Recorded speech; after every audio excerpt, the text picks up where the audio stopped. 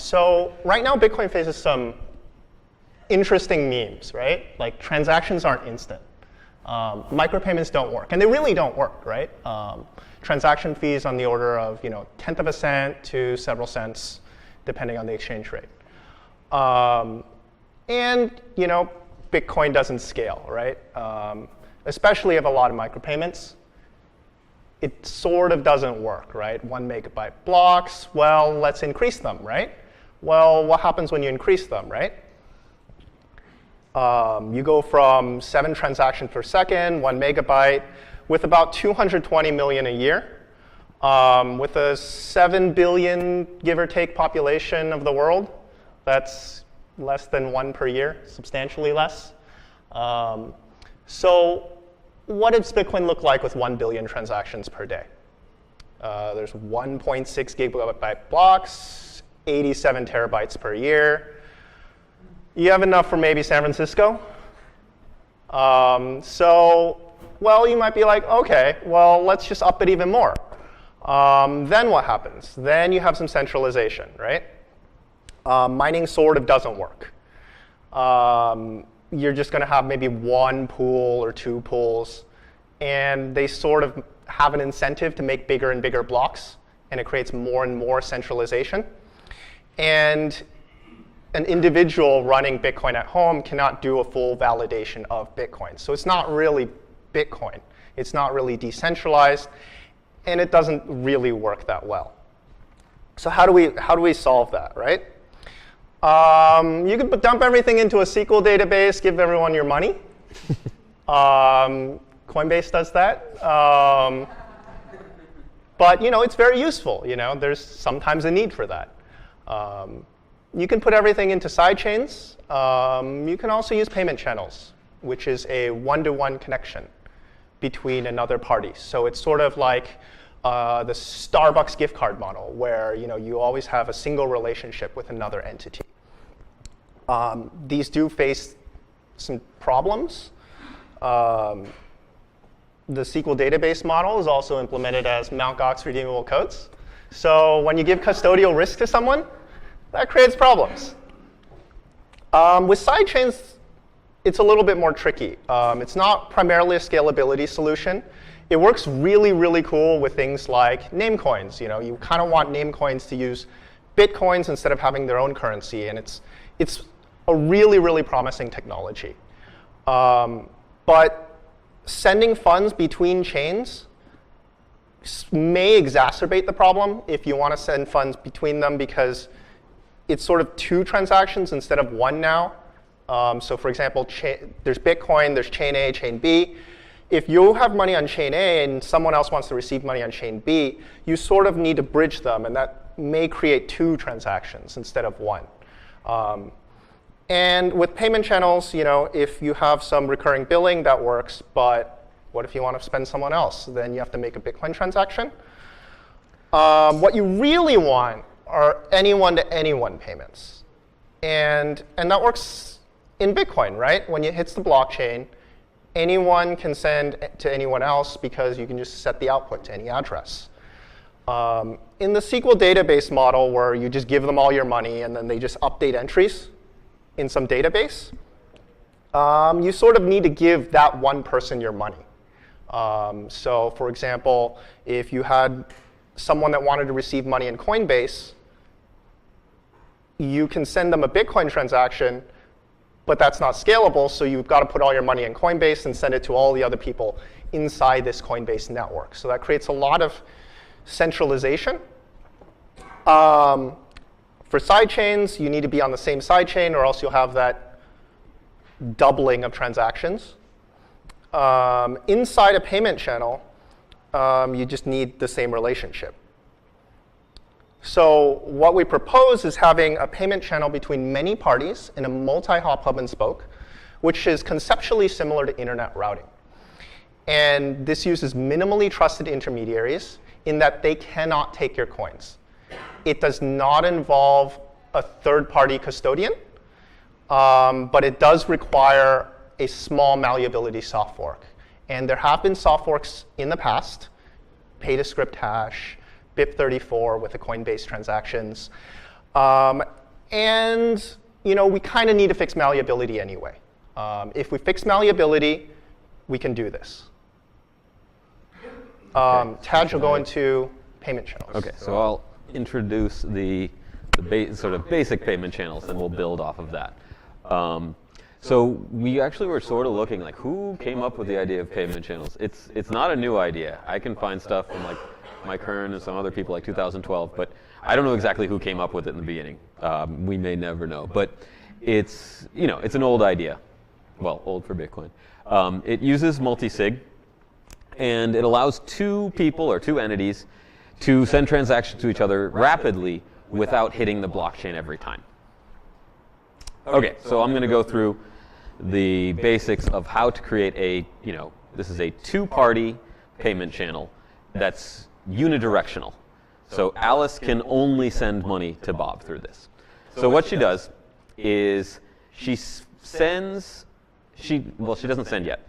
First she gets a refund before actually committing. There's a multi-sig address with Alice and Bob who both have control over this address. And Alice wants to send 1 Bitcoin to it. Before she does so, she gets Bob's refund signature. So that at worst, Alice loses her coin for 30 days. So Bob essentially creates this 30-day end lock time refund signature, signs it, sends it to Alice. Alice can either sign it herself and keep it that way, or just wait where it's half signed and sign it later. But Alice keeps this red dotted line on her hard drive because she knows, like, okay, at the end of the month, I can get my money back. Worst thing that happens. And then once she has this, she knows it's safe. She sends the Bitcoin from her just single user address to the Alice and Bob multi-sig address. Okay. Then, once it's in this multi-sig address, she can commit to payments to Bob. With no lock time, Alice alone signs and hands this transaction to Bob, all out of band. So Alice says, okay, there's 1 Bitcoin in here. I'm going to give 0.9 of it to me and 0.1 of it to you, Bob. And here's the transaction. I'll sign it and send it to you. It's not a valid transaction, right? Because Bob has not yet signed it. So Alice cannot push this to the blockchain. All the miners, every node would ignore it and disconnect. But she can give it to Bob out of band, some other network, and say, here, Bob. And Bob can treat this as a payment, right? Because this is worth 0.1 Bitcoins. Bob can now sign this at any time, right? Signed by Alice, signed by Bob, and broadcast to the network. And in so doing, close out the channel. But Bob does not sign and close out the channel. Bob waits because he knows this channel is going to be open for the rest of the month. So Bob waits, and then Alice pays him again. Alice says, okay, I'll give 0.8 to me, 0.2 to you, and I'll sign it, hand this transaction and signature to Bob, and Bob essentially overwrites this old one because this is purely better for Bob than the bottom one, right? This is better. Bob gets 0.2. That's better than 0.1. He can keep it on his hard drive if he wants, but he's never going to broadcast it. He's not going to sign it. This is better. And he can keep doing that, right? So, and then at some point, Bob says, okay, the channel's over. Either Alice can request the channel to be closed out, and Bob can cooperate, or if Bob's a jerk, he can wait until the end of the month and then, keep Alice's funds locked up for the whole month and then sign. If Bob waits too long, Alice gets all her money back. So Bob is pretty, motivated to sign this at some point in the next month. When Bob signs it, okay, it's signed by both parties. There's no end lock time. It goes to the network. And all the network sees is 1 Bitcoin from Alice to multisig, and from that multisig to these 2 addresses. So during that month period, Alice can send as many small microtransactions to Bob as she wants. Okay, that's the unidirectional channel. Is everyone mostly on board with that? So you can actually change the direction of channels after you've created them. The startup is the exact same. You get a refund from Bob to Alice, signed by Bob. Alice keeps that. Alice pushes the 1 Bitcoin into the multisig address. But now when Alice spends to Bob, she does so with a 29-day lock time. So if this refund is valid on the 30th, this spend to Bob is valid on the 29th. And she can start incrementing it the same way, keeping the same lock time. Now Bob has 0.2. Do we stay at point? Yeah, Bob has 0.2, and Bob wants to pay Alice back. For whatever reason you want to, Bob says, okay, I'm going to pay you now from the money that you were paying me. and he can, sort of provably commit to a payment to Alice by overwriting this back to the 0.1, 0.9 version. Now it's a 28, so Bob signs it with a 28-day lock time, sends that signature and transaction to Alice. Alice can now broadcast this before Bob can broadcast this. So Bob, isn't getting the 0.2. Bob's getting 0.1 because Alice broadcasts first.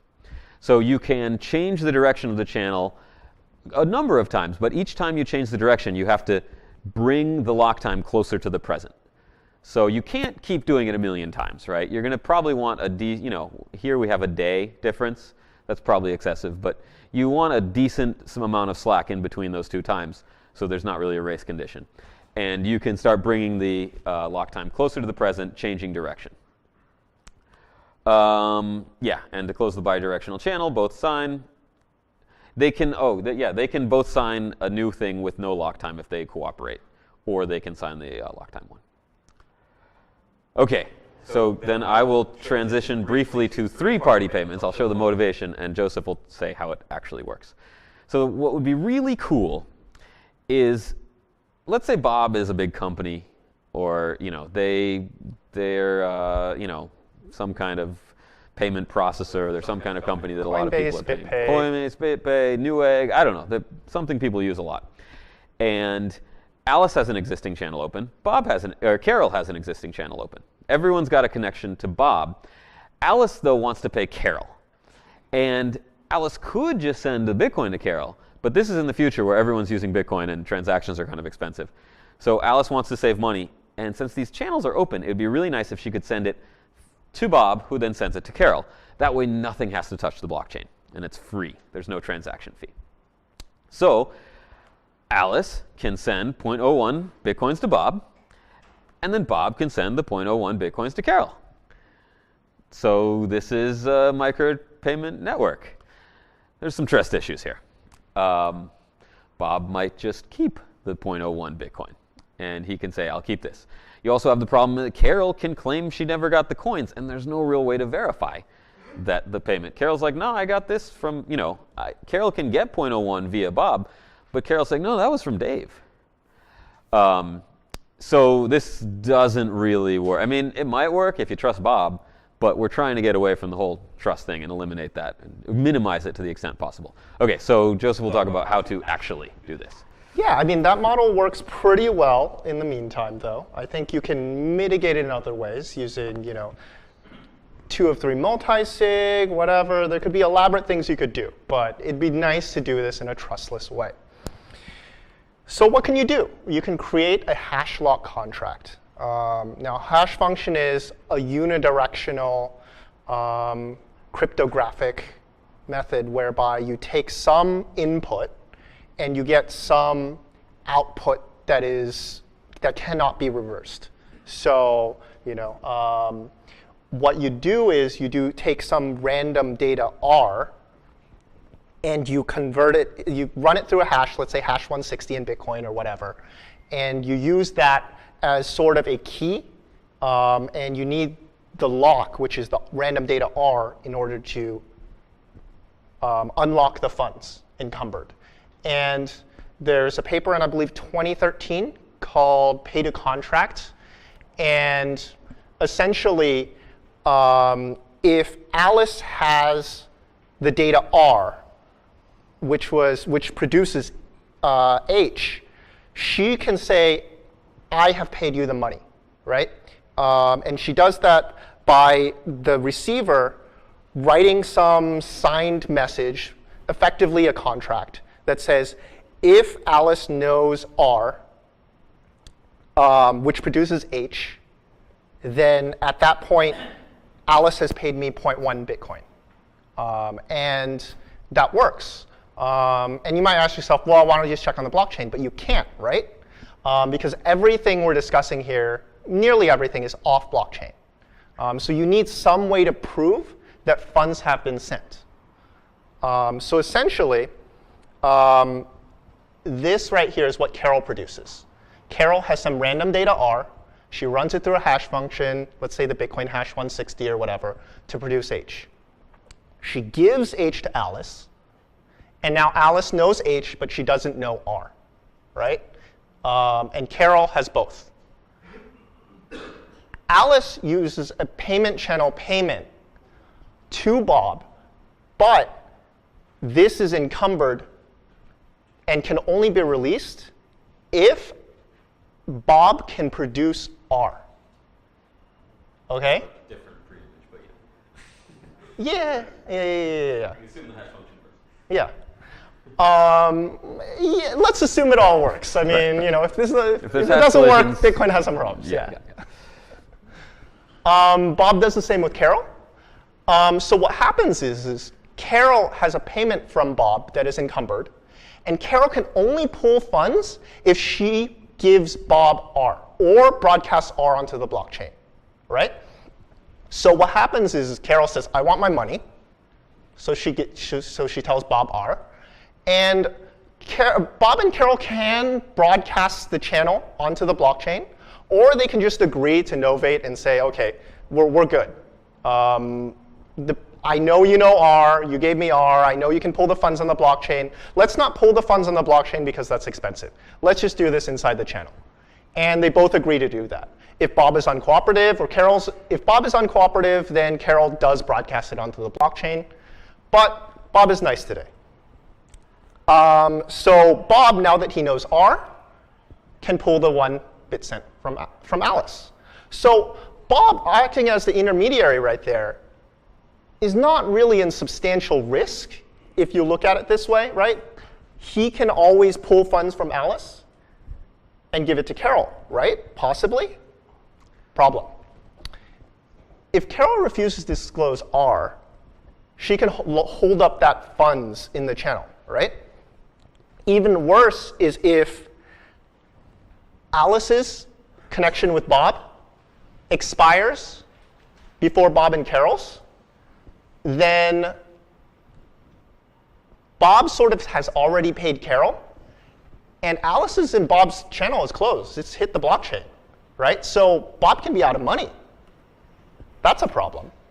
The other problem is that Bob sort of has to be really rich, right? And this is sort of unintuitive, but think about it this way. If Alice and Bob have a channel, and Alice committed 1 Bitcoin, so the ledger is Alice has 1 Bitcoin, the channel is 1 Bitcoin, Bob is 0 Bitcoin, then, okay, that means that Alice can only send funds. Alice can't receive any more funds because she's sort of full.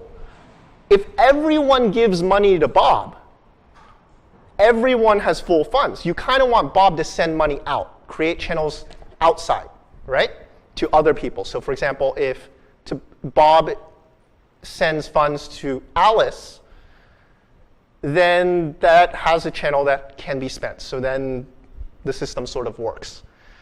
The availability of funds that Bob has some implications for fees, but we won't really get into that. It's just Bob just needs to be really rich on a single hub and spoke model.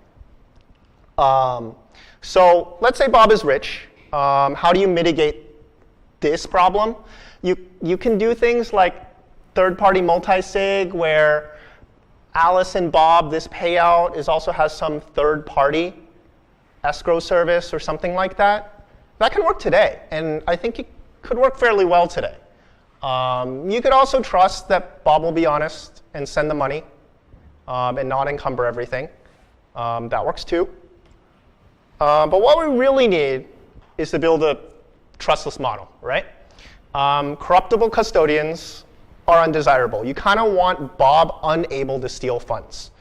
But right now with Bitcoin, complex chain transactions don't really work. With malleability, you can create these hostage scenarios. So if funds are locked into a 2 of 2 multi-sig and the transaction gets mutated, the refund transaction is not spendable. And with 2 of 2 multi-sig, one of the parties can just resign, right? You can't really protect against that well, especially if the transactions are chained, right? Like 2 or 3 deep, like a transaction is spending to another transaction to another transaction.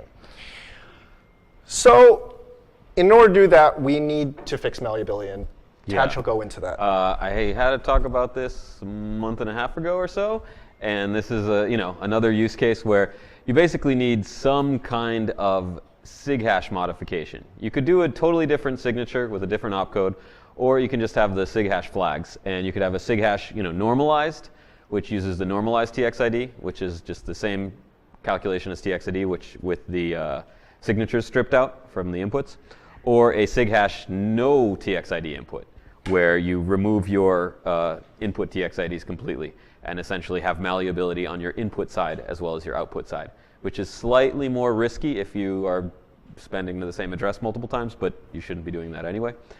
So both of these are, the no TXID, the no input is a lot more flexible in what it can do, but use SIG hash with a normalized TXID also lets a lot of these contracts work. So hopefully we can get both of these SIG hash types or something equivalent in functionality into Bitcoin pretty soon. I don't think there's a ton of controversy because, you have stuff like SIG hash none, so why not have these, right? It's much safer. And then, I guess there's a link to the paper I talked about a few weeks ago. Okay, you can. Okay. So in order to enforce Bob being able to send to Carol and Bob knowing he can receive funds from Alice, you kind of want to build this contract, right? And what would be the terms of this contract? I think, for example, a contract can look like if Bob can produce to Alice some input R, and R being some random data that Carol generates, or Bob generates, rather.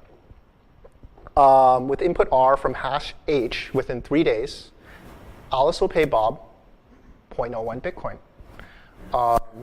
However, after 3 days, the above clause is invalid, meaning within these 3 days, if you can produce this hash, you will get 0.01 Bitcoin.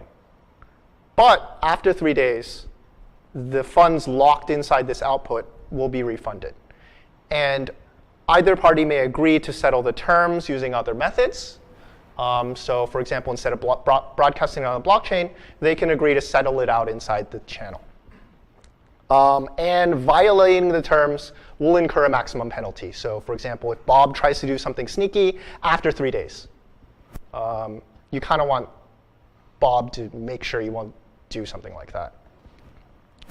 So you create a contract inside Bitcoin scripting itself using multiple transaction outputs. So there's a single output of 0.01 Bitcoin between Alice and Bob. And the payment, which is this is sort of point number 1. So the payment has no lock time, but requires R. So if this output committed between Alice and Bob produces R, he can broadcast on the blockchain a transaction that spends from this output. And Bob would have to broadcast both the output and the spend. However, after 3 days, Alice has an unencumbered transaction which does not require R, which is a refund of what Alice committed, this 0.01. So what happens is Alice funds the 0.01. Bob doesn't broadcast anything. Alice can broadcast a transaction that gets some money back. If Bob produces something within 3 days, he can get 0.01 Bitcoin. And this is sort of what the script looks like for the output. Spending that is pretty simple. You provide the data, either or. The first one has 3 items. The second one has 2 items. So what happens is when 3 days occurs and Bob doesn't produce anything, Alice has the option of going to Bob and say, hey, you didn't produce anything. Let's update the channel to remove this output entirely. And Bob can agree, and that'd be good. If Bob doesn't agree, Alice broadcasts the output and the refund onto the blockchain, right? So what can you really do? Let's say Alice wants to send funds to Dave via Bob and Carol, and Alice discovers Dave through something like BGP or CJBDNS or whatever. But she knows that there is some network that Bob and Carol is in. So maybe there's like hundreds of Bob and Carols, right? You got Visa, MasterCard, Amex, Yeah. Union Pay. Yeah. There's a fair amount, right? Maybe more than today with card processors, but there is some route, right? And the blue lines are individual channels between the participants. This will start looking like what it did before. Dave generates an R. She gives H to Alice. Alice creates this contract output. So instead of a standard output, she creates this contract between her and Bob, right? It's a hashed, time-locked contract with a 3-day lock time. So the funds are locked up for 3 days, and if Bob can produce R within these 3 days, then he can pull 1 bit cent from Alice. But if he can't, Alice sort of gets her money back. Bob does the same with Carol, except this time it's 2 days. And Carol does the same with Dave, except this time it's 1 day, right? And at this point, Dave can pull money from Carol because Dave knows R, and it's encumbered with knowing R. So Dave pulls R. Dave pulls the money using R, and Dave could broadcast it on the blockchain, and Carol could broadcast it on blockchain, but they agreed to just remove the contract from the channel and just send the funds atomically, right? Bob does the same with Carol. Alice does the same with Bob. And at this point, Alice has sent funds to Dave, and no transaction has hit the blockchain, right? None, nothing. What happens if Bob just decides not to cooperate with Carol on day 2, right? So it's right here. And instead of doing this, Bob just says, I'm not going to talk to you, Carol, and just ignores him, right? Carol, knowing R, broadcasts the entire transaction chain onto the Bitcoin blockchain, right? So what happens is the blockchain now knows R because Alice has redeemed the funds. And at this point, Bob has sent money to Carol on the blockchain. And Unwillingly, yeah. Unwillingly, yeah. There's no cooperation. Carol can unilaterally take the money.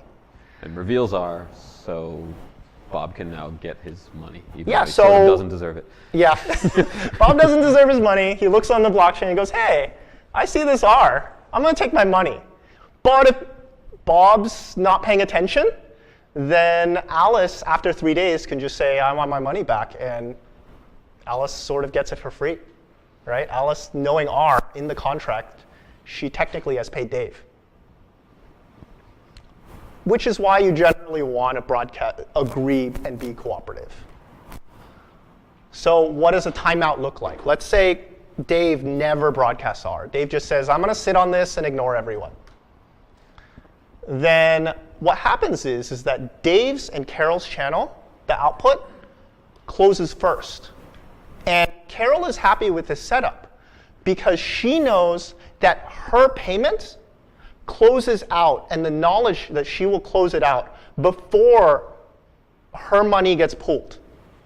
So the nice thing about this is that if Dave discloses R after the fact, Carol's already closed out her channel. She doesn't care, whether it be inside the channel or on the blockchain. She doesn't care. And right now, like, it closes out, and it's okay, right? And it's as if the transaction has never happened after 3 days.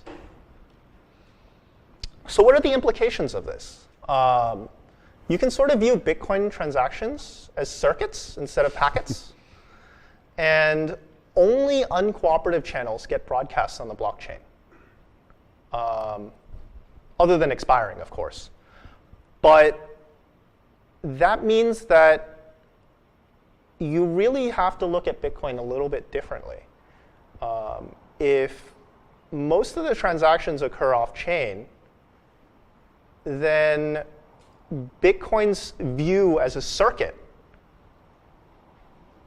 there's a lot of changes. I don't know. Like, I won't go on a long rant about that, but In any case, nearly all transactions do occur off-chain securely, and there's near zero risk. The risks primarily relate to not broadcasting in time, and there's Race condition there's kind of ways to mitigate that. It's in the paper. But effectively, if everyone broadcasts everything on time, then there's no situation where Carol has already paid Dave, but can't pull funds from Bob, right? So it's pretty much near zero trust. It's very different than giving custody of your funds to a third party. And creating channels will become very, very infrequent, I think, if you use something like this. So then a question would be, well, these channels are operating between Alice and Bob. They'll eventually expire, right? And then you make a new channel, and that's like, well, that's sort of a lot of blockchain spam. Because you have this trade-off between channel expiry and time risk. Right? Time value of money, fundamentally. You can mitigate that with another soft fork using relative check block time verify, whereby the transactions, the transaction outputs have a relative time lock dependent upon when it enters the blockchain, instead of some hard block height. And if you want more information, check out the paper. It's sort of a long way to explain it. And I don't know if it'll ever go into Bitcoin, but if it does, it'd be nice, because you can have channels, that span for years and just never hit the blockchain, right? You leave these channel opens for like 5 years, 10 years, who knows? Well, the idea is you say it closes next week, yeah. But then without touching the blockchain, you can push that to the next week. You can roll over with no actual transactions on the blockchain. Yeah, and you do that by creating some commitment for 2 weeks, and within those 2 weeks, you sort of have a window to refund all your coins back as a penalty through a signed transaction. So the real implications are instant transactions sort of work now. You can buy a cup of coffee and pay for it instantly and have the funds committed within 1 second. There's no backsies. The funds are committed. You can't do this double spend thing, right? Micropayments become really, really scalable. You can send the equivalent of 1/10 of a cent. You can pay for things by the megabyte. You could pay for every single website you visit, pay 1/10 of a cent. Totally feasible under the system. Nothing hits the blockchain, why not, right? And more importantly, I think Bitcoin can really scale. If you presume that channels won't be used, everyone uses Bitcoin like we do today. If everyone in the world, 7 billion give or take, are making 2 Bitcoin blockchain transactions per day, you're looking at something like, at best, 24 gigabytes. It'll probably be a little bit bigger. The bandwidth use, at best, something like 50 megabits per node connection. If you have channels instead and have this channel network, and you presume everyone sort of has 2 channels for themselves, except for the core nodes, and anyone can be a core node, then those people can make a lot of transactions. They can make nearly infinite transactions inside 133 megabyte blocks, sort of in an optimal view. I think 2 channels per year, especially if you have a relative check block time verify, is somewhat generous. Most people only have 1 or 2 bank accounts. And it's not a bank account because you don't have custodial risk, but I think 2 channels per year is a good number to use. And you're looking at something on the order of 3 megabit per second per node connection, which is very reasonable. But what you might say, like, well, 24 gigabytes isn't that bad. What happens if everyone's making 20 blockchain transactions per day, right? Then you're looking at 240 gigabyte blocks, right? That's every 10 minutes. 240 gigabytes every 10 minutes. That's not practical. I think especially if people in the future start using micropayments a lot more, I think it's very feasible for everyone in the world to be making 20 transactions per day. I think most people in the West probably do 5 to 10 per day. 20 is not that big of a jump. So you kind of want to solve that. And using this payment network, it's the same, right? If people do more transactions, I mean, unless someone gets really rich or really poor and they need to make a new channel, it's the same. So what are the storage costs under this model? You're looking at something like 7 terabytes per year with nearly unlimited transactions. And that amounts today to about $300 per year in blockchain archival storage. That's only if you want to keep a full record of every single Bitcoin blockchain transaction ever, right? For these 7 billion people, right? So if you want to, let's say, front the $300 per year, be blockchain.info or whatever, it's not that expensive. It's totally feasible. Much more feasible than 240 gigabyte blocks. And for most people, I think those of us developers, miners, et cetera, are probably going to do the future 0.11, hopefully, pruning patch where you keep the most recent blocks. I think 2 weeks is safe. Add a 0 to that, 20 weeks or so. And the full UTXO output set. You're looking at something like 2 terabytes, right? Which is common in current generation desktops. 2 to 4 terabytes is pretty common. And will only run you about, what, $100, $150? And you're good forever. For those of us with cell phones, people that want to use Bitcoin, you're looking at several megabytes of storage. The SPV model gets a little bit simpler because you know the transactions that hit the blockchain that are related to you. Like if Alice wants to create a channel with Bob, they sort of both create the channel anyway. So they're only looking for transaction IDs mostly. And they can sort of ignore the old data, really. They don't really need to keep track of older outputs and older block headers.